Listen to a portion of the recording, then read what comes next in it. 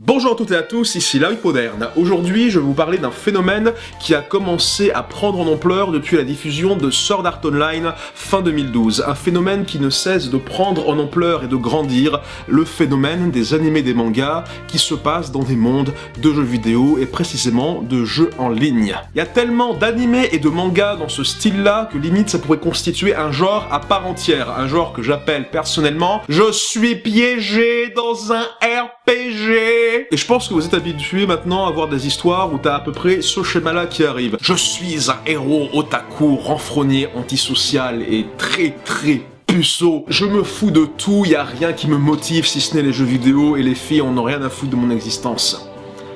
Aucune corrélation entre ces éléments. Mais là, je tombe sur ce jeu en ligne ou ce monde parallèle qui ressemble à un jeu en ligne que j'aime bien, et là, je me sens chez moi, je me sens en territoire connu. Mais à cause d'un complot d'une corporation maléfique ou d'un bug dans le système ou d'une malédiction magique ou je sais pas quoi, je suis bloqué dans ce jeu pour une durée indéterminée et je ne peux pas retourner chez moi. Mais la différence fondamentale, c'est que quand je meurs, je ne reviens pas à mon point de départ. Non, je meurs pour de vrai, comme dans la vraie vie. Oh là là, les enjeux sont majeurs et gravissimes maintenant. Enfin, pas trop majeurs et gravissimes parce que j'ai un pouvoir spécial dans ce jeu ou dans ce monde parallèle qui fait de moi un dieu vivant, quelqu'un que tu admires tellement que tu aimerais avoir mon skin dans ton MMORPG, tellement je suis pété en termes d'équipement et de statistiques. D'ailleurs, je suis tellement pété et bon dans ce jeu que maintenant j'ai un troupeau de femmes qui n'arrêtent pas de me suivre. D'ailleurs, j'ai choisi ma top bitch, ma favorite, pendant que les bottom bitch sont en train,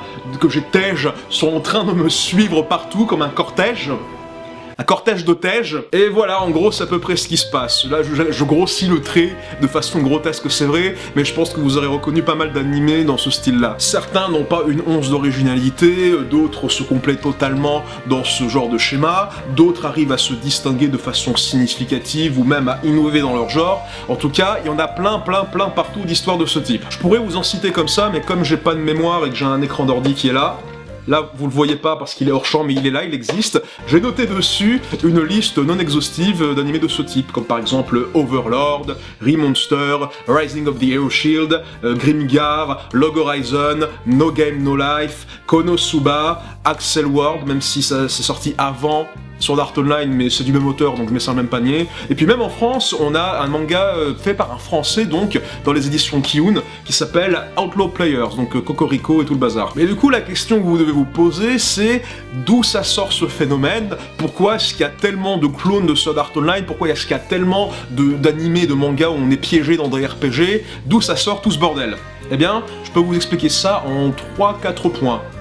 Ok, 4, voilà, c'est plus simple. Première raison, la plus simple, la plus évidente, quand t'es un animé à succès, t'auras 36 milliards de copies juste après. C'est automatique, c'est systématique, au Japon c'est inévitable, vis avec. Je veux dire, avec le succès énorme que ça a eu sur Sword Art Online, que ça soit au Japon ou même en Occident, on parle quand même de dizaines de millions de vues par épisode sur Crunchyroll aux États-Unis, c'était obligé qu'il y allait y avoir d'autres animés qui allaient essayer de capter un petit peu son succès en reprenant des éléments de surface. Ce genre de phénomène, c'est similaire à un boom qui a eu lieu entre 2005 et fin 2009, qui a permis l'éclosion d'un tout nouveau genre un petit peu bâtard, à mi-chemin entre la tranche de vie, mais c'est pas vraiment ça, et la comédie, mais c'est pas vraiment ça, c'est les filles mignonnes qui font des trucs mignons. C'est suite au succès d'animés comme La Mélancolie de Rui Suzumiya, Lucky Star ou Keon, où on a lancé cette mode d'animé où il y a plein de filles mignonnes qui avaient un hobby en particulier au sein d'une école ou d'un lycée, mais qui ne faisaient absolument rien pour devenir les meilleurs dans ce domaine. Non, ils préféraient rester dans leur salle de club, à bouffer des gâteaux et à raconter des blagues et à faire des sous-entendus lesbiens partout. Je pense à tous les Hidamari sketch, les Yuru Yuri, les Yuyushki, les Nonon Biori, les J'ai chié dans ton riz, tous ces trucs-là, c'est des filles mignonnes qui font des trucs mignons. Et ça continue de nos jours, il y en a toujours plein, il y en a toujours au moins 15 000 tractopelles par saison d'animé, c'est terrible. Et je pense que pour les animés où on est piégé dans des RPG, ben ça va être pareil, hein. C'est comme ça. Vis avec. La deuxième raison, c'est que les jeux en ligne marchent de plus en plus et les MMORPG continuent toujours à avoir du succès en Asie. Alors comme vous le savez, vous êtes dans un monde connecté H24 à Internet, au cloud, en Wi-Fi, en 4G, à travers des smartphones, des tablettes, des PC, des smart TV, je sais pas quoi. Il y a aucune échappatoire, Facebook et Google possèdent votre cul. Mais du coup, cette génération connectée, ça a permis du coup la recrudescence de jeux connectés, de jeux en ligne, de jeux sociaux, que ce soit coopératifs, compétitifs, genre de trucs, on s'en fout, ça marche du tonnerre. Et même les gens qui sont pas joueurs à la base, qui se sentaient intimidés par les grosses machines PC de gamers ou qui voulaient pas appartenir à un public semi de niche en achetant une console, eh bien ils se sont dit maintenant, oui, non, je joue à des jeux vidéo, mais juste des trucs sur mon téléphone portable, hein, vous voyez, je suis un homme responsable, j'ai une femme, j'ai des enfants, j'ai un labrador, même eux, ils jouent à fond maintenant. On est connectés tout le temps, c'est notre réalité. Et de ce côté-là, du coup, on a les MMORPG qui est vraiment le jeu connecté ultime, où tu as carrément un monde parallèle au nôtre qui se trouve justement dans l'internet. Mais le truc, c'est qu'en Occident, on dit que le MMORPG a un petit peu du plomb dans l'aile, qu'il est en perte de vitesse. Ce qui n'est pas une réalité en Asie, par contre. Déjà, bon, en Europe et aux États-Unis, le genre MMORPG a un petit peu muté pour devenir les différents jeux en ligne à thématique fantasy qu'on trouve dans les smartphones et les tablettes. Mais au Japon, en Corée et surtout en putain de Chine, ça a toujours un succès monstre, ces trucs-là. D'ailleurs, la Corée est le plus grand producteur de MMO qui existe, et la Chine, ça a permis à des jeux de continuer à subsister, de créer des milliards de dollars. C'est impossible de tels profits. Pour vous dire quand même, des titres comme Ragnarok et Maple Story sont toujours joués de nos jours, alors que ces trucs-là datent d'avant World of Warcraft. Et le MMORPG qui a le plus de succès, qui a le plus de joueurs au monde, qui génère le plus de profits, c'est pas non plus World of Warcraft, aussi gros soit-il, c'est ça. Ça s'appelle Dungeon Fighter Online, ça ressemble à un jeu d'arcade de 1992, et c'est incroyable le fric que ça génère. Surtout, encore une fois, en Chine. Donc d'un côté, en Occident, on a la génération connectée qui de plus en plus s'intéresse à la réalité virtuelle, et de l'autre côté, on a l'Extrême-Orient qui continue à faire vivre le MMORPG. C'est pas étonnant que des animés comme Sword Art Online et consorts arrivent à concerner, à taper dans l'œil de tout ce beau monde. La troisième raison derrière tout ça, c'est que la plupart de ces produits sont des adaptations de light novel. Et le light novel, c'est du pain béni pour faire des projets transmédia.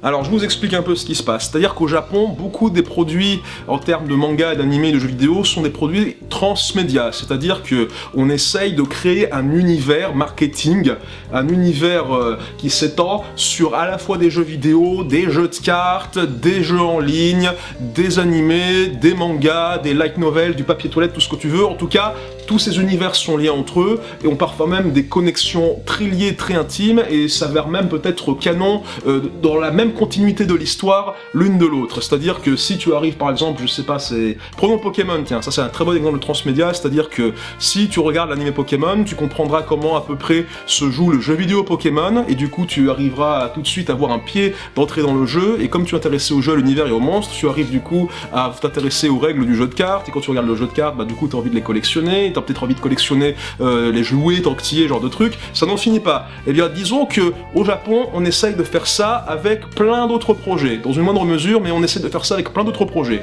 de créer des univers déclinables sur plein de supports. Et c'est là que rentre en jeu le marché du light novel. Un light novel, qu'est-ce que c'est ?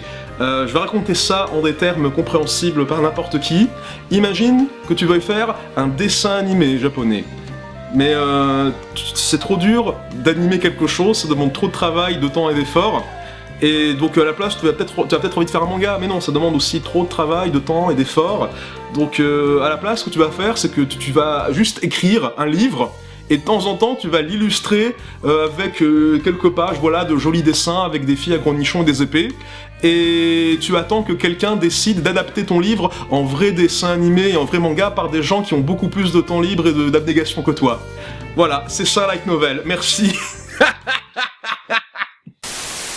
Et comme par hasard, Sword Art Online, à la base, c'était un light novel qui a été fait à l'époque d'un autre projet qui s'appelait Dot Hack. Et Dot Hack, c'est vraiment des exemples de projets transmédia qui se passent dans un monde de RPG par excellence. C'est peut-être même, on va dire, le précurseur, l'ancêtre de tout ce phénomène de piéger dans un RPG. Parce que plus déjà, l'animé Dot Hack / Sign, c'était ça, exactement le même principe, hein. C'était quelqu'un qui était coincé dans un MMORPG qui pouvait pas en sortir.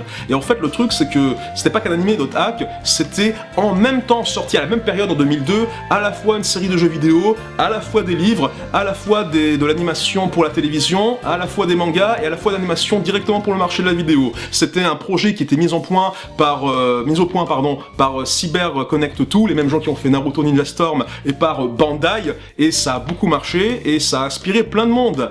Et du coup, l'auteur de Sword Art Online, il a fait son bouquin, il a voulu faire ça à la base pour un concours littéraire, il a pas gagné parce que ça faisait trop de pages, mais il a continué à diffuser son truc en ligne et ça a bien marché. Puis il a eu son premier projet édité vraiment dans une maison d'édition qui était Axel World, et ça l'a motivé du coup à faire de Sword Art Online aussi un projet édité vraiment en format papier comme ça. Et le truc, c'est que les éditions Kadokawa, la maison d'édition qui possède Sword Art Online, tout ce bazar, il a des tonnes et des tonnes d'autres light novels, et créer des animés, des mangas, des univers transmédia à partir de ces trucs, mais c'est la poule aux œufs d'or. C'est même pas la poule aux œufs d'or, c'est-à-dire en fait c'est une ferme intensive de poules aux œufs d'or que ce truc possède. Ils sont riches comme Crésus, c'est fou, et c'est pour ça que maintenant t'as 40 milliards d'adaptations de light novel par saison d'animé, et ça n'arrête jamais. Voilà, c'est terrible. Nous sommes inondés par ces adaptations de bouquins là. Qu'est-ce que ça veut dire? Et enfin, raison numéro 4, pour moi la plus importante, la plus fondamentale, la plus viscérale, c'est parce que ces histoires sont des mélanges de isekai et de battle royale. Alors quand je dis battle royale, vous pensez évidemment au film japonais du même nom, il y a toutes ces histoires comme The Hunger Games ou The Running Man, où tu as des personnages qui sont embarqués contre leur gré dans un jeu de la mort, mais peut-être que le terme isekai par contre ne doit pas vous dire grand chose, pourtant ça désigne beaucoup d'histoires que vous connaissez déjà. En fait, isekai, terme japonais qui veut dire à peu près grosso modo autre monde, c'est un terme donc qui désigne toutes les histoires où tu as un personnage qui vient du monde normal, du monde réel, et qui se trouve transporté un peu par surprise, contre son gré, par inadvertance, dans un monde de fantasy. En se basant sur cette définition toute simple, il y a du coup beaucoup d'histoires en animé ou en manga qui tombent sous le coup du isekai, comme par exemple Vision des Scaflowns, Brave Story, Inuyasha, Digimon, les Chroniques de Narnia. Très bon animé ça, les Chroniques de Narnia, j'aime beaucoup. Surtout la partie où il y a Jésus qui devient un lion ou je sais pas quoi. Et on se rend compte que ces deux histoires, ils sont assez complémentaires en fait, parce que dans les deux cas, on a un personnage qui se trouve transporté dans une situation qui est non voulue, où il y arrive par inadvertance. Dans les deux cas, il doit apprendre les règles d'un genre de jeu ou les règles d'un univers pour pouvoir survivre. C'est des genres qui se combinent plutôt bien en fait. Généralement, bon, il y a beaucoup d'histoires de isekai où il y a des choses assez graves comme une guerre entre deux peuples, des histoires de fin du monde, des genres de choses, mais du coup tu as tout le côté fantasy merveilleux, les elfes, les orques, la magie et tout ça, qui est combiné avec la dure réalité, l'âpreté, le tragique d'un jeu de battle royale en fait. Et du coup ça fait un petit peu de gravité dans la légèreté, ça va bien ensemble.